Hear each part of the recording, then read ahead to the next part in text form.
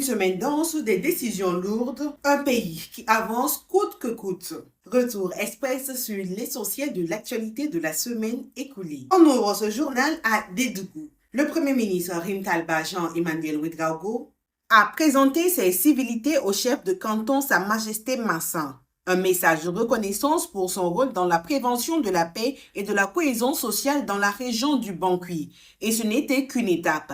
Dans la foulée, le chef du gouvernement a échangé avec les autorités administratives et militaires du Banqui. Objectif, galvaniser les FDS et les VDP engagés dans la reconquête du territoire. Message clair, tenez bon, restez vigilants, le combat est un combat d'affranchissement. Changement de décor, mais ligne de conduite. À Ouagadougou, le Premier ministre a présidé la session du Comité d'orientation du Plan national de développement 2026-2030. Sécurité, gouvernance, capital humain et transformation économique, les piliers sont posés, le cap est donné. Et pendant que la vision se structure, l'Assemblée législative de transition adopte une loi obligeant les grandes entreprises à construire un siège national au Burkina Faso. Autre priorité, la sécurité au quotidien. À Septouana, ouverture du tout premier commissariat de police de quartier, une police de proximité plus proche des populations. Autre registre, autre actualité.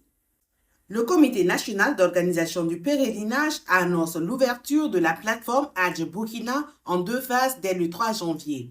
Pause solennelle dans ce journal, le grand imam El Hadj Boubacar Kassim Sana a été rappelé à Dieu à Ouagadougou à l'âge de 75 ans. Retour à l'actualité politique et diplomatique. Le Burkina Faso applique le principe de réciprocité face aux restrictions des visas imposées par les États-Unis. Pendant ce temps, à Bobo-Dioulasso, l'ARCEP offre 200 tonnes de granit pour soutenir l'initiative Faso Mebo et l'embellissement urbain. Et sur les routes, les temps durcis. La carte d'affiliation CNSS devient désormais obligatoire pour les transporteurs. Autre fait marquant de la semaine, l'Office national d'identification célèbre ses agents et hommage à ses retraités. Symbolique pour démarrer l'année. Au CHU de Bogodogo, une fillette devient le premier bébé de 2026. Et parce que le terrain reste au cœur des priorités, une tournée gouvernementale de fin d'année a apporté soutien et reconnaissance aux forces de défense et de sécurité. Retour sur l'histoire pour finir la semaine. 60 ans après le soulèvement populaire du 3 janvier 1966, l'UAS dresse le bilan et expose les défis du mouvement syndical. On termine avec le sport. À la CAN Maroc 2025, le Sénégal, le Mali et le Cameroun se qualifient pour les quarts de finale.